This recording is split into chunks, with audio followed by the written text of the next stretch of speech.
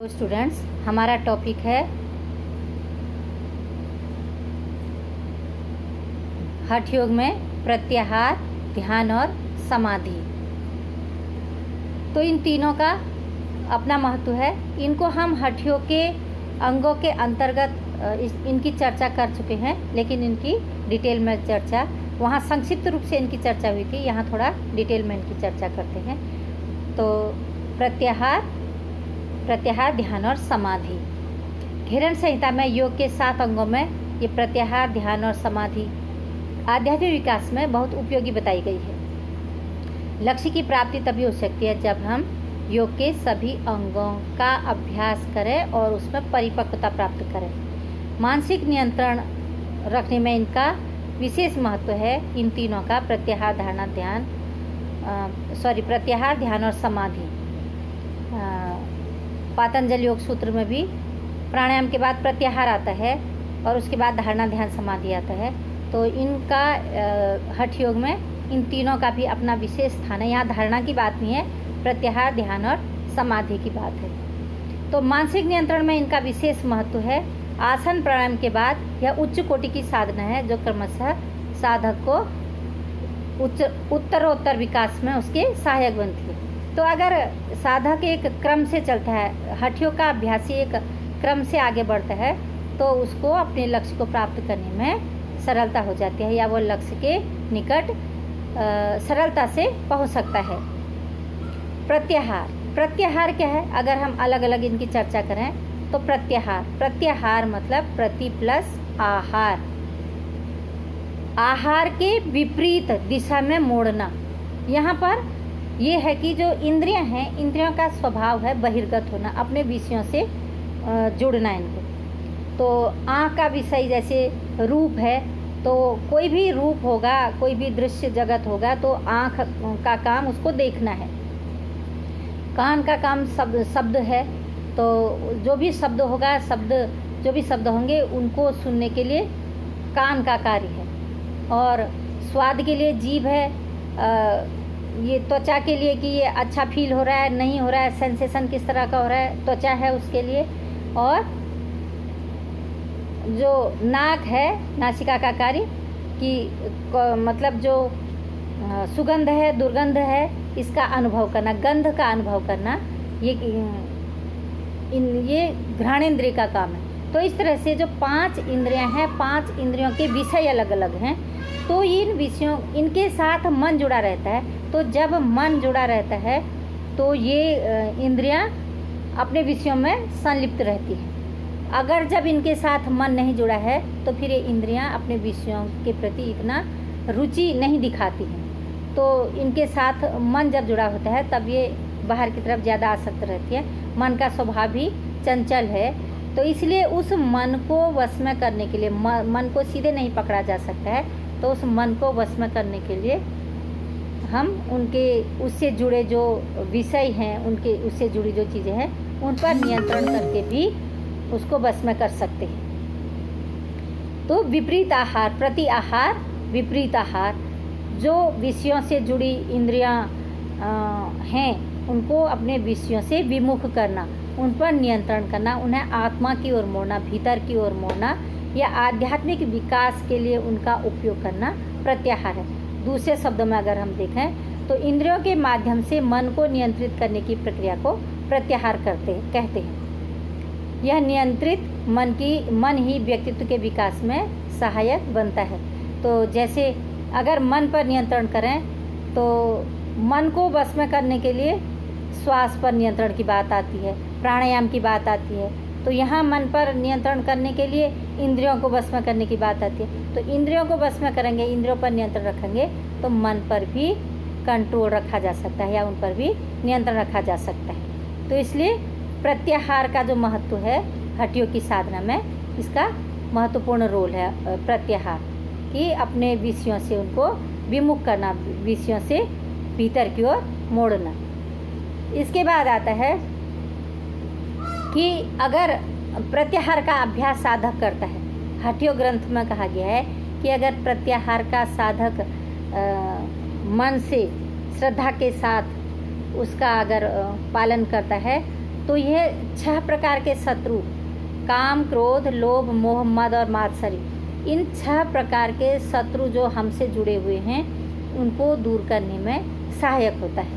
क्योंकि जब इंद्रियों से संबंधित विषय हमें नहीं मिलेंगे या साधक को नहीं मिलते हैं, अभ्यासी को नहीं मिलते हैं, तो तभी उसका मन क्या होगा, चंचल होगा।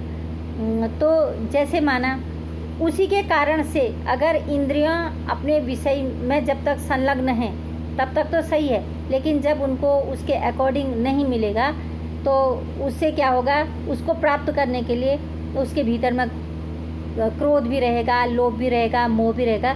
तो ये 6 प्रकार के जो शत्रु हैं यह जुड़े रहेंगे।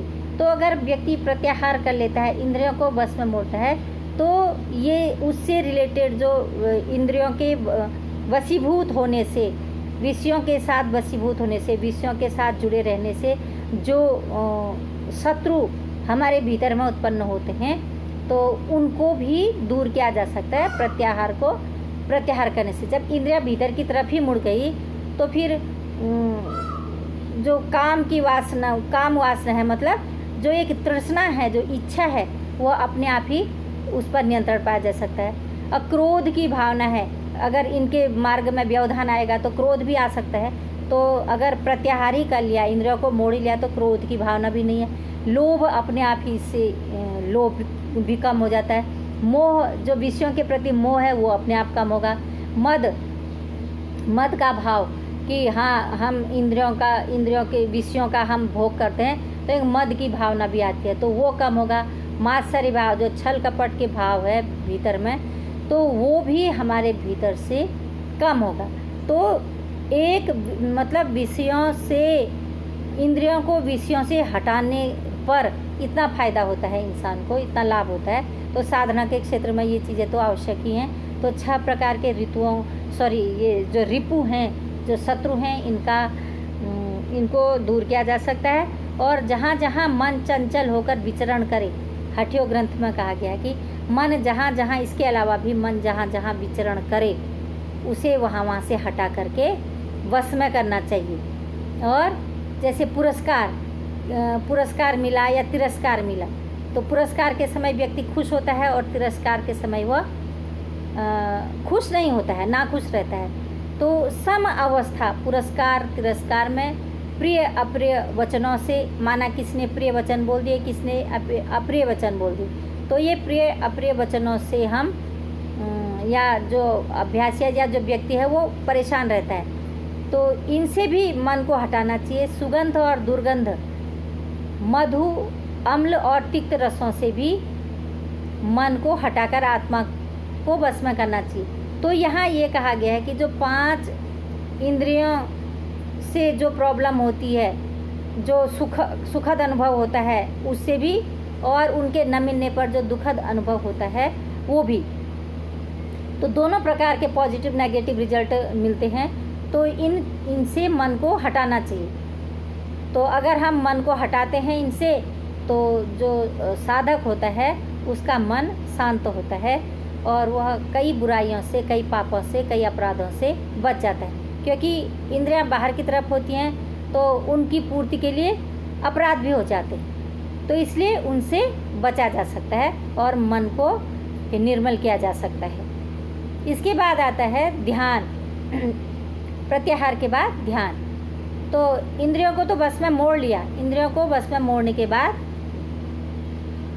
फिर उसको कहाँ लगाना, उसको फिर कहीं लगाना पड़ेगा, क्योंकि उसको विषयों से उसको विमुख कर दिया।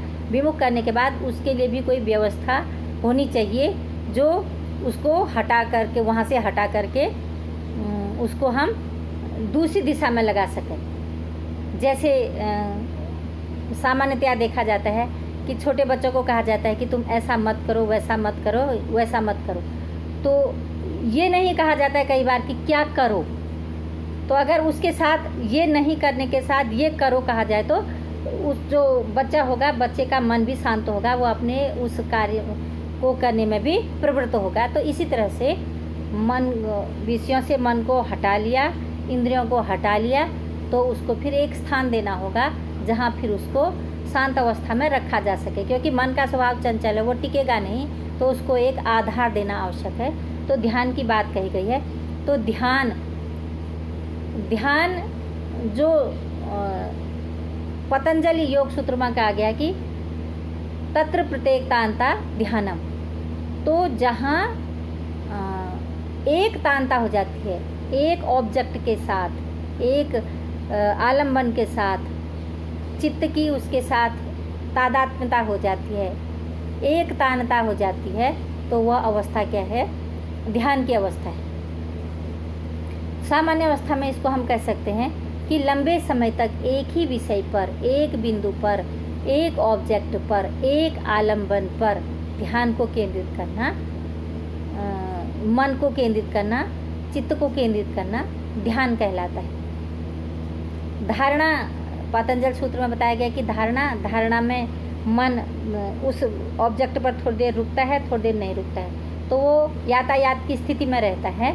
लेकिन वो जब धारणा सुदृढ़ बनती है तो ध्यान की अवस्था हो जाती है, और जब ध्यान कई गुना आगे बढ़ जाता है, लंबे समय तक ध्यान मन एक जगह पर टिकने लगता है, तो वो समाधि बन जाती है। तो इसलिए एक समय, एक ऑब्जेक्ट पर, एक विषय पर लंबे समय तक जो चित्त की एकाग्रता है वो ध्यान की अवस्था है। तो कहा जाता है कि ध्यान का अभ्यास नहीं किया जाता है, ध्यान एक स्थिति है। यह बिना किसी अवरोध के अनवरत गतिमान चेतना की स्थिति है। मतलब जिस ऑब्जेक्ट से जुड़ा हुआ है उस ऑब्जेक्ट के साथ निरंतर चेतना बनी हुई है, बीच में उसको हटाने वाले जो व्यवधान है वो नहीं है इसमें। तो लंबे समय तक चेतना गतिमान रहती है उस ऑब्जेक्ट के साथ। इसलिए कहा जाता है कि ध्यान का अभ्यास नहीं किया जाता है, बल्कि है कि एक स्थिति को प्राप्त किया जा सकता है। इसमें ध्यान का अनुभव किया जा सकता है, और ध्यान की स्थिति को और अधिक गहरा करने के लिए अलग अलग साधनों को, अलग अलग प्रक्रियाओं को अपनाना पड़ता है। तो इन प्रक्रियाओं को अपना करके, ध्यान के भी अलग अलग स्तर हैं, अलग अलग अवस्थाएं हैं। उन अवस्थाओं में जब साधक गुजरता है तो वह अपने लक्ष्य की ओर आगे बढ़ता है। तो घेरन संहिता में ध्यान की 3 अवस्थाओं का वर्णन किया गया है: स्थूल ध्यान, ज्योति ध्यान और सूक्ष्म ध्यान। स्थूल ध्यान में किसी स्थूल वस्तु पर ध्यान केंद्रित करके, प्रारंभिक अवस्था में स्थूल वस्तु पर ध्यान केंद्रित करके, तो इसमें गुरु पर ध्यान केंद्रित करने की बात कही गई है। तो सामान्य अवस्था में अगर कोई साधक करे तो वह किसी भी स्थूल वस्तु पर या ऑब्जेक्ट पर ध्यान केंद्रित करके मन को एकाग्र कर सकता है। स्थूल ध्यान से 100 गुना श्रेष्ठ ज्योति ध्यान है, ये बताया गया है, और ज्योति ध्यान से भी लाख गुना श्रेष्ठ सूक्ष्म ध्यान है। तो 3 तरह के ध्यान हो गए: स्थूल, ज्योति और सूक्ष्म। स्थूल ध्यान स्थूल वस्तु पर किया जाता है, जैसे मैंने बताया, हृदय पर गुरु के स्थूल रूप का ध्यान करना चाहिए, या सहस्रार में गुरु के स्थूल रूप का ध्यान करना चाहिए, क्योंकि हठ योग में गुरु को महत्व दिया गया है, गुरु परंपरा को महत्व दिया गया है, और गुरु के ही प्रसाद से, गुरु की ही अनुकंपा से साधक आगे बढ़ता है। तो जो हठ योग में 84 सिद्धों की बात आती है, 9 नाथों की बात आती है, तो उसमें गुरु परंपरा है, एक के बाद एक गुरु परंपरा रही है, और अपने शिष्यों को वह मार्गदर्शन देते रहे हैं। तो इसलिए घेरन संहिता में गुरु के रूप पर, गुरु के स्थूल रूप पर ध्यान की बात कही गई है 2 केंद्रों पर, एक तो हृदय पर और दूसरा सहस्रार चक्र पर। फिर आता है ज्योति ध्यान। ज्योति ध्यान के अंतर्गत मूलाधार में सर्पाकार जो शक्ति है, जो कुंडलिनी है, कुंडलिनी शक्ति हमारे मूलाधार चक्र के पास में है, और मूलाधार चक्र में वो 3.5 लपेटे बैठी है, ऐसे योगी लोग कहते हैं। तो वहीं दीपक की लौ के समान उस कुंडलिनी के स्थान पर दीपक की लौ के समान आत्मा का निवास स्थान है, ये योगी लोगों का मानना है। और यहाँ पर तेजोमय परात पर ब्रह्म का ध्यान करना तेजोमय ध्यान या ज्योतिमय ध्यान है। तो यहाँ ब्रह्म ग्रंथि भी कहा गया है, हठ योग में इसको ब्रह्म ग्रंथि के नाम से भी जाना गया है। तो वहाँ पर अगर ध्यान किया जाए तो ये जो ज्योति ध्यान है, ज्योति ध्यान का फल प्राप्त हो सकता है। और इसके अतिरिक्त भी दोनों भ्रकुटियों के बीच में या आज्ञा चक्र के मध्य में और मन के ऊर्ध्व भाग में प्रणवात्मक ज्योति है, जो प्रणव का मतलब ओम रूपी जो ज्योति है उस पर ध्यान केंद्रित करने की बात कही गई है। उस ज्वालामुखी युक्त ज्योति पर, मतलब जो अपने ऊर्ध्व भाग में मस्तिष्क में जो ज्वालामुखी रूपी ज्योति है, उस ज्योति पर ध्यान करने से जो ये फल मिलता है ज्योति ध्यान का, तो ज्योति ध्यान सधता है उससे, तो उसका फल मिलता है। तो इसकी बात कही गई है। और जो सूक्ष्म ध्यान है इसकी ज़्यादा चर्चा नहीं की गई है। इसमें यह आत्म साक्षात्कार की अवस्था है, जब व्यक्ति स्थूल से सूक्ष्म की ओर चला जाता है और उसके बाद जो और सूक्ष्म में आता है तो उस सूक्ष्म में उसको आत्म साक्षात्कार होता है। तो आत्म साक्षात्कार की यह अवस्था ही सूक्ष्म ध्यान, स्थूल से ज्योति, ज्योति से सूक्ष्म अवस्था में साधक उस अवस्था को प्राप्त करते हैं। फिर आता है समाधि, जहाँ कहा जाता है कि चित्त मतलब उस ऑब्जेक्ट के साथ चित्त की सघनता। इसको ऐसे भी बताया गया है कि जैसे ध्यान है, धारणा है, तो धारणा पानी बूंद बूंद टपक रहा है, पानी का बूंद बूंद टपकना क्या है, धारणा है, और उसका कंटिन्यू बहना ध्यान है। और जब पानी फ्रीज हो जाता है, जम जाता है, तो समाधि की अवस्था है। तो समाधि की अवस्था में जो चित्त होता है, जो मन है, वो उस ऑब्जेक्ट के ही साथ रहता है।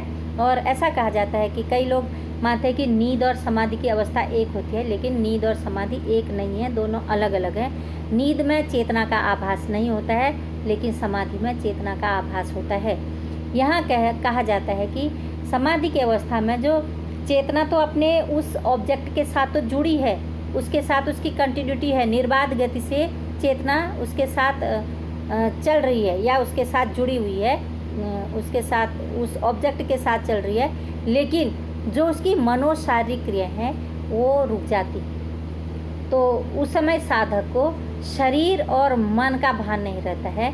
शरीर और मन से वह ऊपर उठ करके ऑब्जेक्ट के साथ में जुड़ जाता है, जहाँ ध्यान और मतलब ध्यान करने वाला और ज्ञान करने वाला जो ज्ञाता है और जो ज्ञेय है वो सब एक हो जाते हैं। वहाँ विरोधाभास नहीं रहता है, वहाँ द्वंद्व नहीं रहता है, एक लय हो जाते हैं। मतलब चेतना उस ऑब्जेक्ट के साथ में, उस विषय वस्तु के साथ में, उस आलम्बन के साथ में इस तरह से जुड़ जाती है कि वहाँ और चीज़ों का भान नहीं होता है। तो वह अवस्था समाधि की कही गई है। तो घेरन ऋषि कहते हैं कि यह समाधि बहुत ही, यह चित्त की उत्कृष्ट अवस्था मानी गई है इसको, और यह समाधि बहुत दुर्लभ है। गुरु भक्ति से ही दिशा निर्देश मिलता है। तो यहाँ गुरु के महत्व को दर्शाया गया है। अतः योग विज्ञान में दृढ़ विश्वास, तो ये कहा गया है हठ योग में कि अगर योग विज्ञान में दृढ़ विश्वास हो, जो साधना कर रहा है साधक उसमें उसका दृढ़ विश्वास हो, और गुरु के प्रति श्रद्धा भाव हो, स्वयं पर विश्वास हो तथा अंतःकरण की ग्रहणशीलता में वृद्धि हो, तो समाधि तक पहुंचा जा सकता है। तो 4 बातें अपेक्षित कही हैं कि एक तो योग विज्ञान या योग विद्या या जिस मार्ग पर साधक आगे बढ़ रहा है उस पर उसका दृढ़ विश्वास होना चाहिए, गुरु के प्रति समर्पित भाव, श्रद्धा भाव होना चाहिए, स्वयं पर विश्वास, अपनी शक्तियों पर विश्वास कि मैं ऐसा कर सकता हूँ, इस मार्ग को मैं पार कर सकता हूँ या अपने लक्ष्य को मैं प्राप्त कर सकता हूँ। तो अपनी शक्तियों पर विश्वास होना चाहिए। और इसके बाद अंतःकरण की ग्रहणशीलता, मतलब बुद्धि, चित्त मन बुद्धि अहंकार। अंतःकरण में 4 बातें बताई गई हैं, चित्त मन बुद्धि अहंकार। तो इनमें ग्रहणशीलता होनी चाहिए, ग्रहण करने की शक्ति होनी चाहिए। तो अगर ये 4 बातें साधक में होती हैं तो वह समाधि तक पहुंच सकता है। समाधि में आत्मा और शरीर की भिन्नता का अनुभव होता है। मैं ही ब्रह्म हूँ, अहम ब्रह्मास्मि, ये अहम ब्रह्मास्मि का भाव रहता है। उपनिषद का ऋषि भी जब ये कहता है कि जब वो साधना करता है, उपनिषद का ऋषि वो कहता है कि अहम ब्रह्मास्मि, मैं ही ब्रह्म हूँ, मतलब उस ब्रह्म में उस परमात्मा और जीवात्मा में कोई भेद नहीं है, उस परमात्मा का ही अंश जीवात्मा है। तो यहाँ द्वैत नहीं रह जाता है, अद्वैत भाव है। तो मैं ही ब्रह्म हूँ, वो ऋषि कहता है मैं ही ब्रह्म हूँ। और जब वो दूसरे लोगों को देखता है, उनको देख करके वो कहता है कि तत्त्वमसि, तुम भी वही हो। तो यहाँ पर वैदिक जो अवधारणा है, यहाँ पर एकाकार की बात कही गई है कि आत्मा और परमात्मा समाधि की अवस्था में, साधना की उच्च अवस्था में, दोनों में भेद नहीं होता है, अभेद होता है। तो ये मैं ही ब्रह्म हूँ, मैं ही ब्रह्म हूँ का भाव समाधि में रह जाता है। तो समाधि की अवस्थाएं कितनी हैं? समाधि की अलग अलग अवस्थाएं हैं। तो समाधि की अवस्था में जो इसकी 4 अवस्थाएं बताई गई, 6 अवस्थाएं बताई गई हैं समाधि की। एक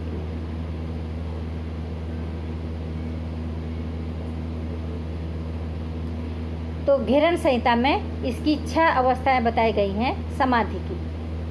तो इसमें एक है ध्यान योग समाधि, दूसरा है नाद योग समाधि, तीसरा है रसानंद योग समाधि, चौथा है लय सिद्धि योग समाधि, भक्ति योग समाधि, मन मूर्छा या राजयोग समाधि। तो ये कहा गया है कि जो ध्यान योग समाधि है उसमें सांभवी मुद्रा के में आत्मा को प्रत्यक्ष देखने का प्रयत्न करना, फिर बिंदुमय ब्रह्म का साक्षात्कार करना, तत्पश्चात ब्रह्म लोक आकाश में आत्मा और आकाश का लय करना। इससे योगी सदानंद एवं समाधिस्थ हो जाता है। तो ध्यान योग अवस्था ये है। दूसरा है नाद योग अवस्था। नाद योग अवस्था में भ्रामरी प्राणायाम में भ्रमर की आवाज़ की तरह गुंजन करके, मंद ध्वनि करके ध्यान केंद्रित करना, उस ध्वनि पर ध्यान केंद्रित करना, ये नाद योग है। और रसानंद योग, खेचरी मुद्रा में यह समाधि सिद्ध होती है। तो खेचरी मुद्रा में रसानंद मतलब जो अमृत रस टपकता होगा, जो अमृत रस है उसका आनंद जो योगी है वो उसका आनंद लेता है। तो खेचरी मुद्रा में जीभ को उलट करके तालु के ऊपरी भाग में लगाया जाता है। तो रसानंद समाधि। लय सिद्धि समाधि, योनि मुद्रा में स्वयं में शक्ति की भावना और परमात्मा में पुरुष की भावना करना, मैं अद्वैत हूँ का चिंतन करना। मतलब लय सिद्धि, एक शक्ति है और एक शिव है। तो शक्ति की भावना करना कि शक्ति और पुरुष जो प्रकृति है, जो शिव तत्व है, उसकी भावना करना परमात्मा में।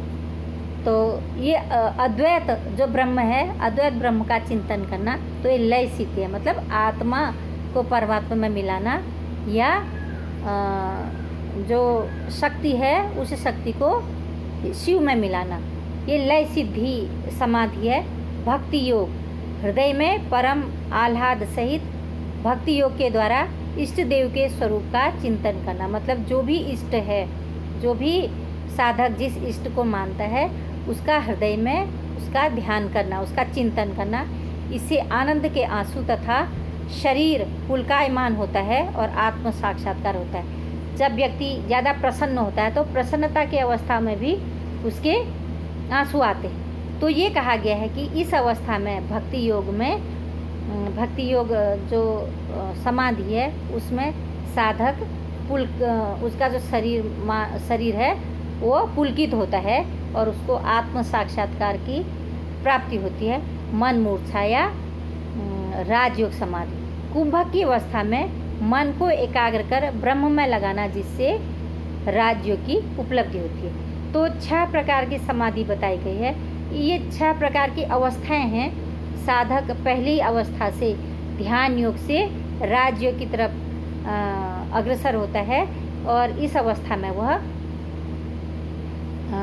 जो समाधि का जो फल है उस फल को वह प्राप्त करता है। तो इस तरह हम देखते हैं कि जो प्रत्याहार है, ध्यान है और जो समाधि है वह हठ योग का अभिन्न अंग है और ये उच्च साधना है, उच्च कोटि की साधना है। तो षटकर्म आसन प्राणायाम से शरीर को शुद्ध करके, प्राणों को शुद्ध करके इस उच्च अवस्था को प्राप्त किया जा सकता है। धन्यवाद।